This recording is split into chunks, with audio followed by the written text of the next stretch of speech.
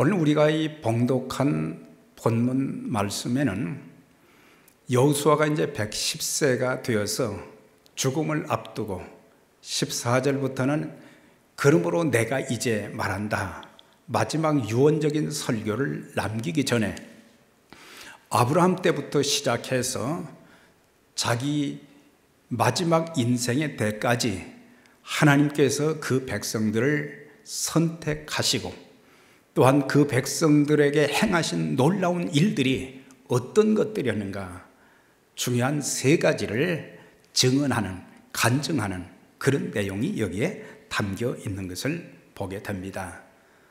첫 번째 그가 간증한 것은 하나님의 인도하심의 은혜, 하나님의 인도하심을 간증했던 것을 보게 됩니다. 그래서 믿음의 조상이었던 아브라함을 거기에서 거론하면서 그의 아버지 데라는 우상을 섬기는 자였고 우상을 만들어서 파는 자였는데 평생 그의 후손들이 우상을 섬길 수밖에 없었는데 하나님이 그 가운데서 아브라함을 부르셔서 끌어내셔서 갈대아 우에서 끌어내셔서 인도해 주신 것이 가나안 땅이었습니다. 가나안 땅에서 하나님께서 또 그에게 씨를 주셨는데 그게 이삭이고 또 이삭을 통해서 야곱과 에서도 주셨고 또 후에 야곱이 요셉이 살고 있던 애굽 땅으로 이민을 가게 되었고 거기서 430년을 압제 속에서 지냈지만 그들을 구출시키기 위해서, 그들을 해방시키기 위해서 하나님께서는 아론과 모세와 아론을 보내셨고 거기에 10가지 재앙을 통해서 그들을 기적적으로 이끌어내 주셨던 것. 그 다음에 애굽에서 나오기는 했지만은 하나님께서 홍해바다로 인도하셨는데 진토의 양난의 그런 참 상황 가운데, 어찌할 수 없는 그런 상황 가운데 하나님께서 바다를 육지처럼 건너게 해 주셨고 또한 광야의 길 40년을 이렇게 생활하는 동안 하나님께서는 필요한 양식도, 필요한 물도, 필요한 의복도 모든 것을 주시면서 대적들의 침략도 많이 있었지만 그것도 막아주시고 그래서 아브라함 때부터 시작해서 또 자기 모세 때까지 그리고 또 자기를 모세 대신 지도자로 세우셨는데 요단강을 건너게 한 것도 그 다음에 아모리 사람이 살던 땅이다. 물론 아모리는 그 가나안 땅에는 여러 부족들이 있었어요. 그래서 아모리족 하면 그것은 가나안 땅의 족속들을 말한다, 그렇게 이해하면 되는데 가나안 땅에 들어가기까지, 정복하기까지의 모든 과정을 돌아보면은 하나님의 선하신 인도하심이 있었다. 하나님의 은혜 중에 그 큰 은혜 중에 하나가 하나님의 인도하심이라 그렇게 간증하고 있는 것을 볼 수가 있어요. 우리가 잘나서, 우리가 잘 싸워서, 우리가 건강해서가 아니고 모든 것을 보게 되면 하나님께서 선택하신 그 백성들 한 걸음 한 걸음 인도해 주셔서 기가 막힌 방법으로 인도해 주신 것을 그가 간증하고 있습니다. 왜 하나님께서 그 백성들을 선택하여 주셨을까?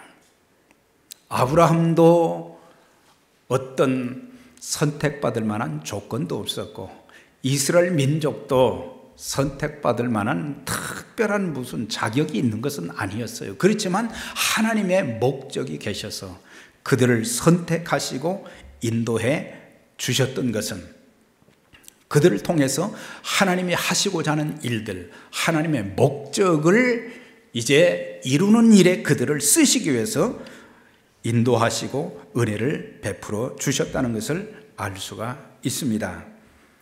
이사야 49장 3절에 보면 내게 이르시되 너는 나의 종이요 내 영광을 내 속에 나타낼 이스라엘이라 그랬어요. 여기에서 이제 구약에서 여호와의 종 그러면은 첫째로는 장차 이 땅에 육신의 몸을 입고 오실 예수 그리스도를 이사야 53장에 있는 내용을 종이라는 표현으로 여호와의 종이다 그랬어요. 그러나 또 다른 곳에 보면은 하나님의 선지자들을 종으로 부르기도 했고, 더 나아가서는 이스라엘 백성들 전체를 종이라 그렇게 불렀어요. 종이라 부른 그 이유, 왜 종으로 불러주셨는가? 그것은 하나님의 일을 하게 하기 위해서, 하나님의 도구로 쓰시기 위해서 그들을 선택하시고 종으로, 그러니까 하나님이 하라고 하는 그 일만 하도록 하기 위해서 종으로 불러주셨다.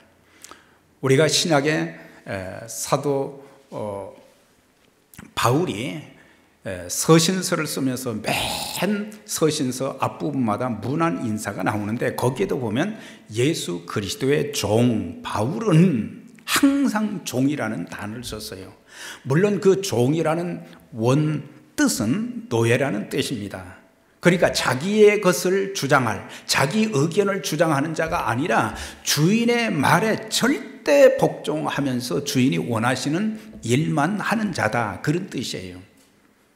그래서 구약이나 신약적인 개념으로 보게 될 때에 하나님이 그 백성들을 종으로 부르셨다는 그 의미 속에서는 하나님이 하시고 난 일들, 하나님의 영광과 그 아름다움, 그분의 위대함을 온 세상에 전하는 통로로 쓰시기 위해서 그들을 부르셨다는 것을 알 수가 있어요. 그러면서 신약에 와서 사도 베드로는 베드로전서 2장 9절에 왜 하나님이 우리를 선택하시고 우리를 인도해 주신 목적이 어디가 있는가, 그걸 이렇게 말하고 있어요. 너희는 택하신 족속이요 왕같은 제사장이요 거룩한 나라요, 그렇게 표현을 했어요. 네. 사실 이스라엘 백성들도 이스라엘 역사를 살펴보면 늘 우상 숭배, 하나님을 거스리고 하나님의 말씀에 불순종하는 그런 일만 계속했고 하나님의 마음을 많이 아프게 했었지만, 그런 가운데도 그들을 선택하시고 그들을 또 사랑하시는 그 사랑은 변함이 없으셨어요. 잘못했을 때는 매를 치시기는 했지만은, 그러나 그들에 대한 하나님의 사랑은 변함이 없었어요. 마찬가지로 오늘 우리들도 보면 과거 예수 믿기 전에 우리의 삶은 허물과 죄로 죽었던 우리들이다 그랬어요. 네. 악한 마귀를 따라가며 마귀의 노예가 되었던 우리들이다. 하나님의 진노와 심판을 받아서 영원한 지옥 형벌에 던져질 그런 사람들이었지만, 하나님의 뜻과 섭리, 목적이 계셔서 그들을 다 부르시고 선택하시고 예수 믿게 하시고, 그런 다음에 그들에게 왕같은 제사장의 직분을 주셨다. 그러니까 제사장이 하는 일은 뭡니까? 그것은 백성들을 대신해서 하나님의 일을 하는 사람이 제사장이에요. 그 중보적인 역할을 하는 자가 제사장이에요. 하나님과 그 백성들, 하나님과 인간과의 그 관계에 아름답게 만들어주는 역할을 하는 자가 제사장이라는 말이에요. 그러니까 구약시대나 또 신약의 초기에는 이건 목회자들만 이제 제사장이다 그러는데, 이 사도 베드로는 모든 그리스도인들, 예수님을 영접한, 구세주와 주님으로 영접한 하나님의 자녀들 모두가 왕같은 제사장들이다. 제사장의 역할을 해야 되는데 제사장들에게는 위엄이 있어야 된다. 왕의 위엄을 가진 제사장들이라 그랬어요. 이것은 뭘 가리킵니까? 우리의 신분이 이제는 하나님의 자녀인 데다가 제사장으로 세워주셨기 때문에 제사장다운 그런 모습들이 우리 모든 삶 속에서 나타나져야 된다라고 하는 것입니다. 목사면 목사다운 모습이 보여져야 되고, 장로나 안수집사나 집사든지 모두가 어디에 가서든지 저분은 참 장로님답다. 저분은 참 집사님답다. 저분은 참 권사님답다. 그런 모습들이 좀 나타나지는, 그래서 우리에게 왕이 가진 그 위엄을 우리의 삶 속에서도 나타내줘야 되고, 거룩한 나라라고 하는 것은 어떤 나라를 말하는 것이 아니고 제사장 된 사람들의 삶은 구별되어진 삶이 되어져야 된다. 거룩이라는 말은 구별되었다, 다르다는 얘기죠. 우리가 세상 사람들과 다른 것이 뭐가 있습니까? 오늘 교회 나와서 예배 드리는 것 말고 다른 것이 뭐가 있느냐? 우리가 이것을 알면 우리가 세상에서의 삶을 함부로 살지는 않게 될 것입니다. 하나님이 왜 우리를 선택하셨는가? 허물이 많고 죄가 많고 불순종하고 하나님의 진노와 징계와 저주를 받아야 마땅함에도 불구하고 왜 우리를 이렇게 인도해 주셨는가? 그것은 하나님의 목적을 이루는 일에 쓰임받도록 하기 위해서다. 거기 말씀 이렇게 나왔잖아요. 이는 너희를 어두운 데서 불러내어 그의 기이한 빛에 들어가게 하신 아름다운 덕을 선전하게 하려 함이니라. 아름다운 덕이라는 것은 바로 예수 그리스도의 복음을 가리키는 거예요. 우리에게 복음 전할 사명을 주셨다. 왜 제사장 삼아 주셨는가? 기이한 빛에 들어가게 하신 아름다운 덕을 선전하게 하려 함이라. 그래서 우리는 늘 예수 선전관들이 되어져야 된다. 우리가 입을 딱 다물고 있으면 안 되는 거죠. 그 다음에 이제 두 번째 간증한 것은 뭐냐면 하나님의 사랑을 간증한 것이 10절에서 12절까지 나와 있어요. 이스라엘 백성들이 이렇게 살아가는 동안 여러 가지 주변 민족들이 늘 침략을 했고 힘들게 만들었고 공격을 했어요. 그런데 그때 당시 모압 왕 발락이 그랬어요.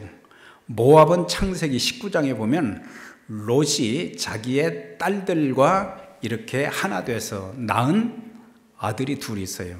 큰 딸과 작은 딸에게서 낳은 아들이, 큰 아들이 모압이고 둘째가 암몬이에요. 그런데 그 후손들이 이제 가나안 땅에서 큰 민족이 된 거예요. 그래가지고 이스라엘을 공격을 계속 했어요. 그런데 하다가 안 되니까 모압 왕 발락이 발람 선지자를 돈을 주고 샀어요. 높은 자리도 보장하고 돈도 주겠다고 이제 그러면서 이스라엘을 좀 저주를 해라 그랬어요. 저주를 하라 그랬어요. 그때 발람이 그들을 저주하려고, 하나님이 택하신 백성들을 저주하려고 그렇게 했는데 하나님이 막으셨어요. 4번씩이나 저주하려고 그러는데 하나님이 그걸 막으셨어요. 그리고 계속 축복을 하는 거예요. 그 축복을 하니까 발락이 뭐라고 얘기합니까? 내가 너에게 돈을 주고 높은 자리를 약속하고 한 것은 이스라엘을 저주하라고 한 것인데 어찌 그렇게 축복만 하느냐? 그랬더니 그가 이렇게 말합니다. 하나님이 저주하지 아니하신 자를 내가 어찌 저주하며, 하나님이 저주하지 말라고 했는데 내가 어떻게 저주를 하겠느냐 이거예요. 하나님께서 꾸짖지 아니한 자를 내가 어찌 꾸짖을 수 있겠느냐. 그러면서 발람이 계속해서 말합니다. 여호와께서 내 입에 주신 말씀을 내가 어찌 말할 수 없으랴. 하나님이 그 민족을, 발락은, 모압 왕 발락은 저주하라고 했지만 하나님께서 계속 내 입에 말씀을 주시는 것은 자꾸 축복하라 그러는데 내가 어찌 축복하지 않을 수 있겠느냐. 유혹을 받은 것은 있지만 그러나 하나님의 말씀을 제대로 들었어요. 하나님 말씀을 무시하지 않았어요. 하나님이 주신 말씀대로 저주하라고 했지만 축복하는 그런 발람을 보면서 내가 축복할 것을 받았으니 그가 주신 복을 내가 돌이키지 않을 것이다. 절대로 나는 저주할 수 없다. 하나님이 막아주신 거예요. 인간의 계획, 인간의 뜻은 모두가 허선하는 것을 가르쳐 주고 있어요. 인간이 아무리 자기의 일을 잘 경영한다고 할지라도 하나님이 함께 하시고 하나님 복 주시지 않으면 안 된다는 것을 가르쳐 주고 있어요.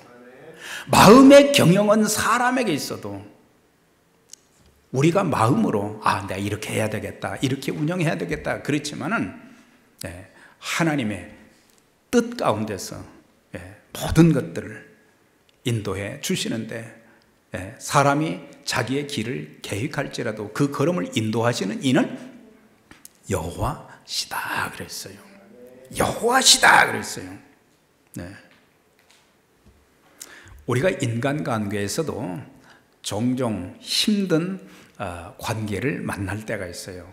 참 그 사람과 갈등이 심하고 그 사람 만나고 싶지도 않고 심지어는 그 사람을 저주하고 싶은, 나를 얼마나 고통스럽게 만들었는데 그래서 저주하고 싶은 마음이 들 때도 있어요. 그렇지만 우리는 어떤 일을 만나도 우리는 마음 상해할 필요가 없습니다. 서로 대항하고 싸우고 분내고 그렇게 하지 말고 하나님께 맡기면 돼요. 내가 하나님 앞에 저주받을 그런 일을 한 사람이 아닌데 사람이 저주한다고 해서 하나님이 저주를 내리시겠느냐? No, 아니다 이 말이에요. 아무리 다른 사람이 나를 미워하고 저주해도 하나님은 축복으로 바꿔주시는 거예요. 그걸 알아야 돼요.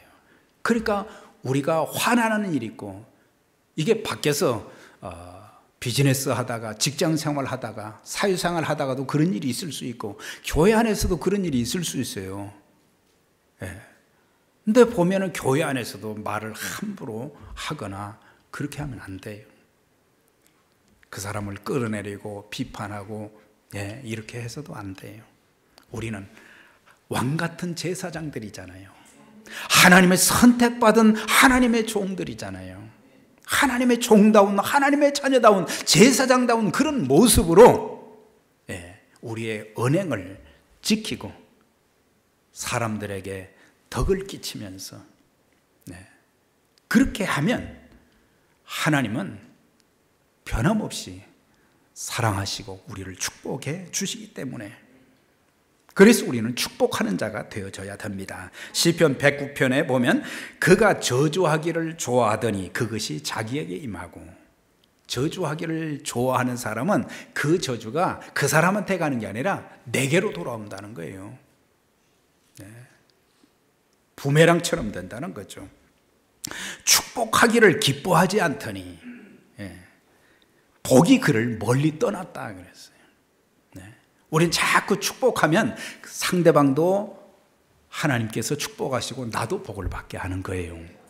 그러나 축복하는 것을 인색하게 하면 안 되는 거예요. 축복하기를 기뻐하지 않더니 복이 저를 멀리 떠나버렸다 그랬어요. 복 주시옵소서 찬송한다고, 복 주시옵소서 기도한다고, 물론 그런 기도가 필요하지만 내 삶의 행위를 고치지 않고 하나님 앞에 내가 바로 서지 않고 복 주시옵소서 이런 것은 합당한 것이 아니에요. 내가 복 받을 자가 되지도 못하면서 복 주시옵소서 아니란 말이죠. 저주하기를 옷 입듯 하더니 저주가 물같이 그 몸속으로 들어가며 기름같이 그 뼛속으로 들어갔나이다 그랬어요. 두려운 말씀이잖아요. 하나님이 사랑하시는 사람을 사람이 어떻게 할 수 없는 거예요. 창세기 37장에 보면 요셉은 형들이 요셉이 꾼 꿈 때문에 그를 미워했어요. 해와 달과 별들이 또 볕단들이 자기를 향해서 절을 하더라. 그러니까 형제들이 자기한테 절을 한다는 그런 얘기를 하니까 기분이 나빴단 말이죠. 그래가지고 그를 물 없는 깊은 구덩이에다가 집어넣었어요. 은20의 노예로 팔아버렸어요. 노예가 되었어요. 애굽에 가서 성실하게 일을 해서 가정 총무가 되었는데 보디발 장군의 부인이 유혹을 하는데 그것을 뿌리친 그것 때문에 감옥에 들어갔어요. 얼마나 많은 고통을 겪었는지 형제들도 복수하고 싶은 마음도, 보디발도 복수하고 싶은 마음도 생기잖아요. 그런데 요셉은 하나님께 맡겼어요. 그 사람들이 아무리 나를 짓밟고 나를 모함하고 감옥에 집어넣어도, 구덩이에 집어넣어도 하나님이 사랑하시는 사람 절대로 함부로 할 수 없다는 거예요. 우리가 그런 마음을 가지고 우리가 살면 평생 하나님의 선하신 인도하심을 받을 수 있게 되는데, 로마서 8장의 사도 바울은 사망이나 생명이나 현재일이나 장래일이나 어떤 피조물이라도 하나님의 사랑에서 끊을 수 없느니라 그랬어요. 하나님의 사랑이 얼마나 놀라운지 바울이 알았던 거예요. 생명이나 사망이나 장래일이나 현재일이나 어떤 피조물이라도, 어떤 악한 마귀의 권세도 하나님의 사랑, 나를 사랑하시는 그 사랑에서 절대로 끊을 수가 없다, 그렇게 고백을 한 거예요. 여기서 여호수아가 왕벌을 보내서 그 민족을, 아모리족을 물리쳤다 그랬어요. 여기서 왕벌은 진짜 왕벌을 때로 보내가지고 쏘게 했다, 그런 의미는 아니고 두려운 마음을 주어서 왕벌에게 쏘일까 봐서 막 도망가는 것처럼 그렇게 만들어 주셨다. 하나님의 초자연 방법으로 그 백성들을 사랑하시고 지켜주셨다. 우리가 창세기부터 요한계시록까지 보면은 하나님의 사랑으로 가득 차 있어요. 구약의 선지자들을 통해서 심판의 메시지를 계속 전했지만 그 심판은 심판하기 위해서가 아니라 그들을 돌이키기 위한 하나님의 사랑의 채찍으로 사용한 것 뿐이에요. 그 민족을 버리지 아니한 것처럼.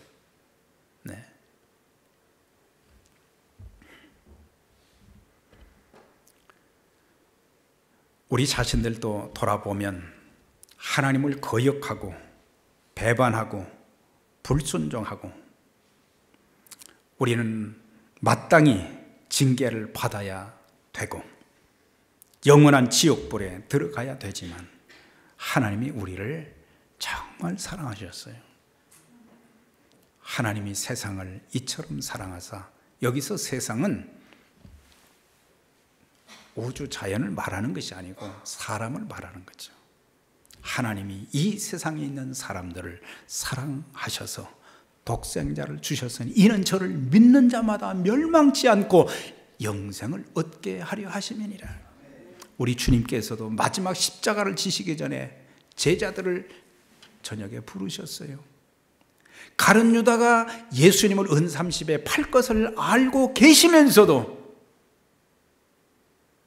거기에 말씀 보니까 세상에 있는 자기 사람들을 사랑하시되 끝까지 사랑하시니라. 하나님의 사랑, 예수님의 사랑, 이것은 끝까지 사랑하는 것이라 그랬어요. 부부가 사랑으로 맺어졌으면 죽는 날까지 끝까지 사랑해야 되고, 하나님의 사랑을 깨닫고 내가 주님을 위해서 이렇게 섬기겠다고 했으면 우리는 그 사랑을 마음속에 간직하면서 주님이 우리를 끝까지 사랑하셨는데 나도 그렇게 하겠습니다, 그런 결단이 우리들에게 좀 있어져야 된다고 하는 거예요. 자녀들이 속 썩일 때도 많지만 그 자녀들 좀 미운 짓 하고 부모 가슴 아프게 한다고 해서 내 자녀가 아닌 것은 아니잖아요. 우리는 죽는 그 순간까지 자녀들을 품으면서 사랑해야 되잖아요. 교회 안에서도 우리가 이런 마음, 하나님의 사랑을 깨닫고 우리가 서로 사랑한다고 하면, 우리가 서로 사랑하자, 우리가 서로 사랑하자. 너희가 서로 사랑하라. 주님 말씀해 주셨는데 우리가 아직 죄인 되었을 때 그리스도께서 우리 죄를 위해서 죽으심으로 하나님께서 우리에게 대한 자기의 사랑을 확증하셨느니라. 사랑은 말로만이 아니고 하나님께서는 예수님을 독생자를 십자가에 못 박혀 죽으시기까지 우리를 그렇게 사랑하셨다는 거죠. 우리가 오늘 말씀을 보면서 여호수아는 하나님께서 얼마나 선한 목자가 되어 주셔서 그 백성들을 이렇게 인도해 주셨는지 그것을 증언하고 하나님께서 그 민족을 얼마나 사랑하셨는지 그 사랑을 증언하고 또 한 가지는 하나님의 축복을 증언하는 것이 13절에 나와 있어요. 우리 모두 이제는 받은 사랑과 은총과 축복이 많은데 그걸 증언하면서 그 사랑에 감사하면서 앞으로 남은 생에도 주님의 인도하심 사랑 그리고 또한 하나님의 축복이 넘쳐서 하나님 기뻐하시는 거룩한 사역에 복되게 쓰임받는 여러분 모두 우리 교회가 될 수 있기를 주의 이름으로 축원합니다.